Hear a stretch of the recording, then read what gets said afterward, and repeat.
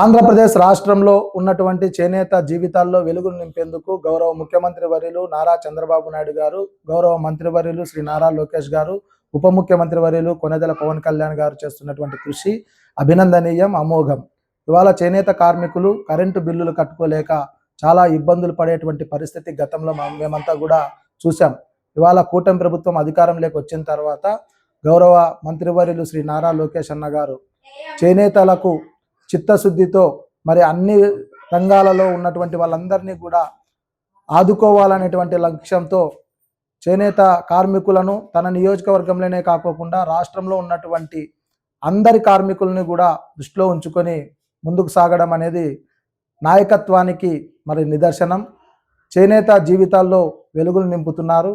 ఇవాళ ఏప్రిల్ 1వ తారీఖు నుంచి మగ్గాల నేసేటువంటి నేతన్నలకు 200 యూనిట్లు, అదేవిధంగా పవర్ లూమ్స్ నేసేటువంటి వ్యక్తులకు కూడా 500 యూనిట్లు ఉచితంగా ఇవ్వడం అనేది అమల్లోకి రాబోతున్నది.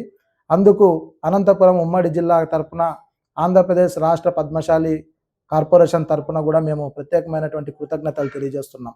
అదేవిధంగా నేతన్న భరోసాను కూడా గౌరవ ముఖ్యమంత్రి వర్యులు అతి తొందరలోనే అమలు చేసేందుకు సన్నాహాలు కూడా చేపట్టడం జరిగింది. ఈ విధంగా చేనేత కులాలకు ఏవైతే వాళ్ళు మగ్గాల ద్వారా నేస్తున్నటువంటి పట్టు చీరలు అయితేనేమి, ఆ వస్తువుల యొక్క మార్కెటింగ్ సదుపాయాన్ని కూడా మెరుగు చేస్తూ, అదేవిధంగా ఆఫ్కో ద్వారా అన్ని వస్త్రాలను కూడా కొనుగోలు చేసి ఇవాళ ఆఫ్కో ద్వారా మరి అమ్మకాలు కూడా పెరిగి కోట్లల్లో లావాదేవీలు కూడా జరుగుతున్నాయి. వారికి ఉన్నటువంటి బకాయిలను కూడా చెల్లించడం జరిగింది. వీటన్నిటికీ కూడా చేనేత జౌలి శాఖ అధికారులు అయితేనేమి, గౌరవ మంత్రివర్యులు సబితమ్మ అక్క గారు కూడా ప్రత్యేకమైనటువంటి చొరవ చూపడం అభినందనీయం. సబితమ్మ అక్క గారికి కూడా ధన్యవాదాలు తెలియజేస్తున్నాం.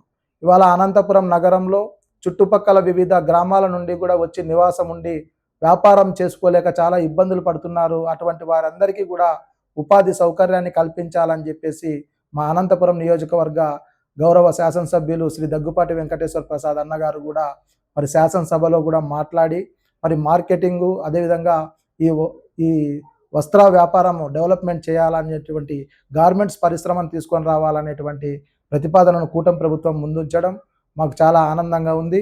రాబోయే రోజుల్లో మరింతగా వస్త్ర వ్యాపారం కూడా బాగా జరగాలని, మా పట్ల ఉన్నటువంటి కూటమి ప్రభుత్వం యొక్క ఆకాంక్షలు మేము ఎల్లప్పుడూ కూడా దృష్టిలో ఉంచుకొని ఈ మంచి ప్రభుత్వానికి మేము బాసటగా నిలుస్తామని ఇక్కడ ఉన్నటువంటి చేనేత కళాకారులందరూ చెప్తుంటే చాలా ఆనందంగా ఉందని చెప్పేసి తెలియజేస్తున్నా.